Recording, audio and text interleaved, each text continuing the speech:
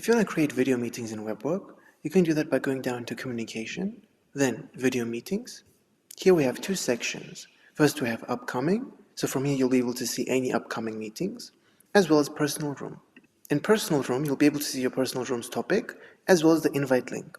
From here you can either start a meeting, or copy the invitation.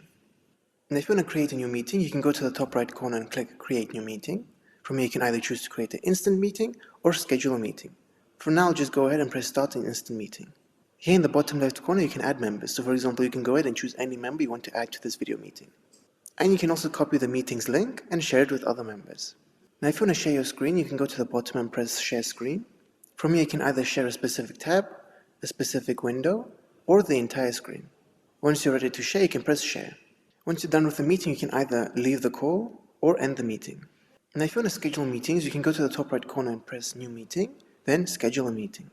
From here you can go ahead and write the topic of the meeting and the description. I'll go ahead and write Test. Choose the date and time of the meeting. I'll just leave it for today at 4 o'clock. Then you can go ahead and choose the duration of the meeting, as well as the time zone. After that, you can choose if this meeting is recurring or not. Down here you can choose how often it repeats, so for example daily, weekly, or monthly, as well as when it repeats, so every 1 day, every 2 day, every 3 day, and so on. After that you can choose the end date, so for example either by a specific date, so for example I can choose Wednesday next week, or I can choose after a specific amount of occurrences, so for example 7, 8, 9, and so on. You can also choose how many minutes before the meeting you'll receive a notification.